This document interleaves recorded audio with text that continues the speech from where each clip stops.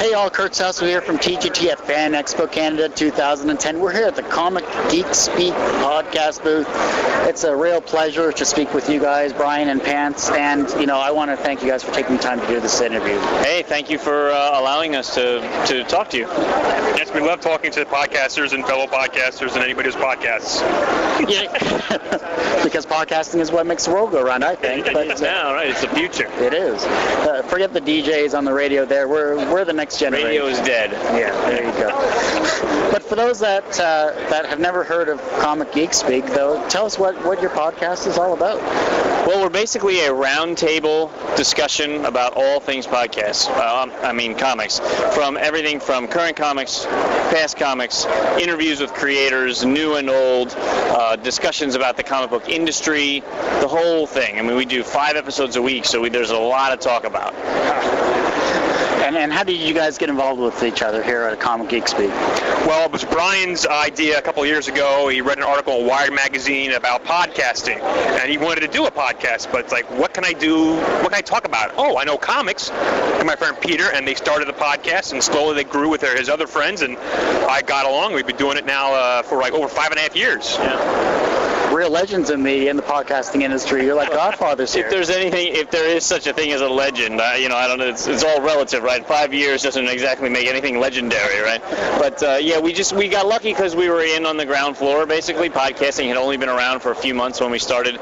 It was just right time, right place, and we had a good chemistry because we were all friends, and it worked. People seemed to enjoy it, so we kept doing it. And now it's 5 years later and 1,000 episodes later, and here we are.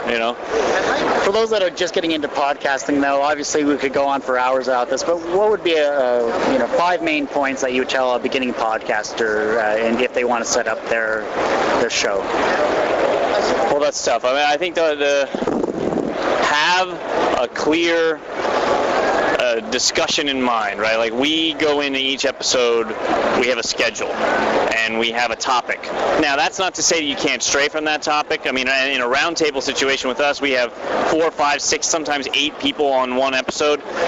Your conversations go all over the place. But you should have a goal, right? Today I'm going to talk about this, and then start from there. And have the best production value you can. You don't need to spend $10,000 on audio equipment, but something better than a $5 Radio Shack microphone might work out for you. Those kind of things, they'll help you a lot. Because the listeners now are getting smart, and they're used to better sounding things. 5 years ago, you get away with murder because it was brand new. Nobody knew any better.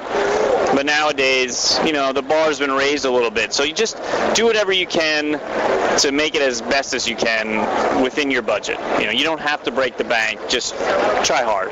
Is kind of the motto, right? Is do your best. It's just like the Scout motto. It is. It really is. But can you add any points to that? What Brian said. Talk about something you love and know about. When the listeners hear your enthusiasm for whatever you're talking about, they'll latch onto your podcast. They'll tell their friends. They'll spread the word. So talk about something you love. I mean, because that's what we love, comics, and we've been told, and I think it does. Our enthusiasm comes through on the recordings. That's great. Being around for 5 years, you were at a panel, actually, which I unfortunately missed. I'm really kicking myself for that. Talk about what happened at the panel. Like, was it a good group of people? Was it a great collaborative effort?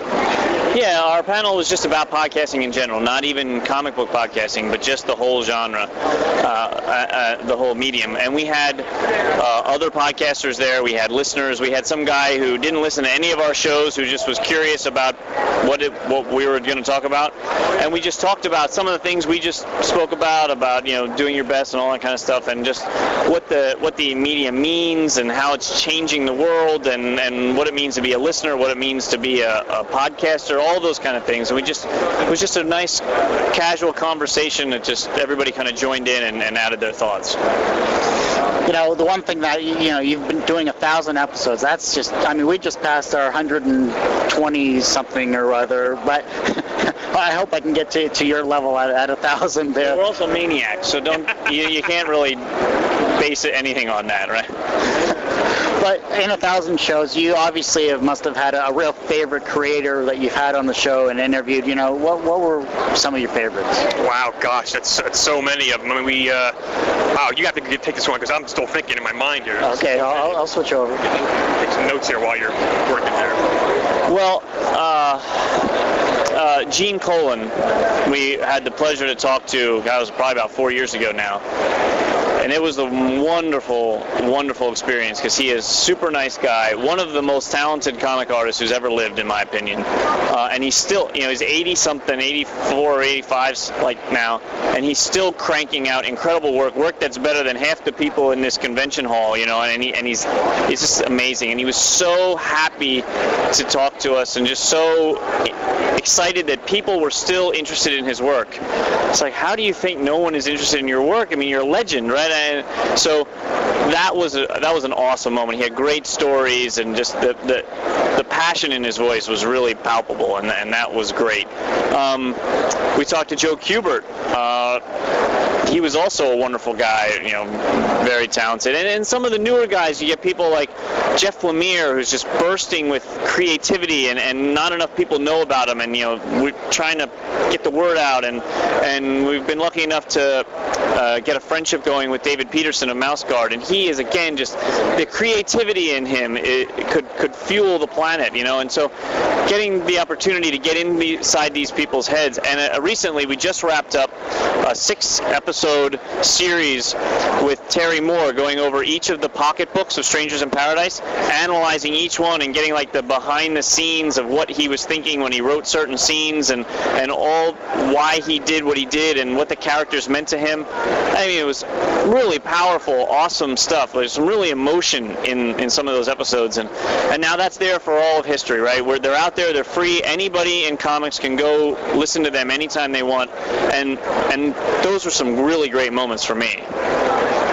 I was gonna. Now you mentioned Terry Moore was a favorite of mine, but a more recent favorite and a clear favorite. I loved Sal Abinanti's episodes. Uncle Sal. He is the artist on Atomica. He also, works for Alex Ross Art, but he's been around for so long. Knows all the artists. Been to so many conventions. Knows all about how the ins and outs of the industry, and just hearing him talk about that serious stuff. But then we get into the funny stuff about his life and his family, and I love to laugh, and I just laugh all through those shows, and I just look forward to those every time I see him on the schedule. He's just a wonderful guest. He's been very good to us, and I just love those episodes.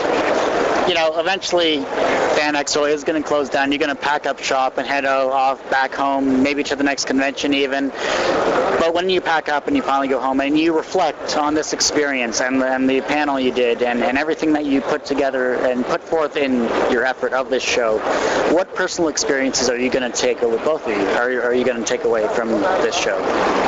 Well, for us, the best part about conventions is meeting the listeners, because at every convention we meet dozens of people who've never introduced themselves before. Maybe they're new listeners since the last show we were at or whatever. And that's really enriching to know that there are real people on the other side. Like, they have iPods and they're listening, and we're bringing some amount of happiness into their life. It makes their commute faster or their day at work go quicker or whatever, and they enjoy it, and then we're helping to spread the love of comics. And when we meet the real people, that just makes you happy inside, and that's always the best part of the con. And then there's the other benefits of, we'll meet a new artist for the first time. It means 3 weeks from now we're going to have an interview with them or whatever. Those kind of things. The networking is always good at conventions too. So, and it just always gives us a little shot of enthusiasm. We go home and we do better recordings, and we just get pumped up, and then it goes back down, and then you get to the next convention and it rockets back up again, and so it's this whole cycle. And so conventions are just great for us all around.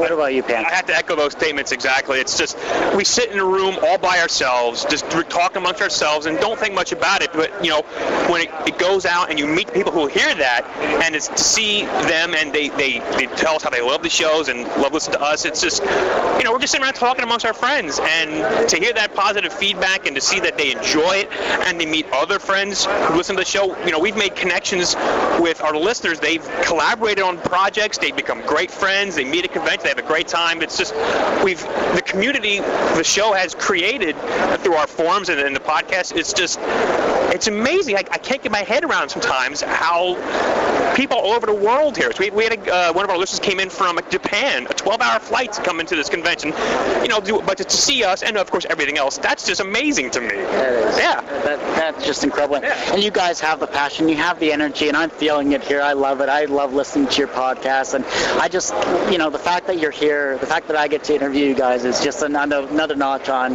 my scale there, because it's the passion you feel with you guys talking is truly amazing and incredible, and I just can't thank you enough for this interview. It's been a real pleasure. Hey, well, thank you for taking the time to talk to us. We appreciate it. Yeah, thank you very much. All right. Thank you.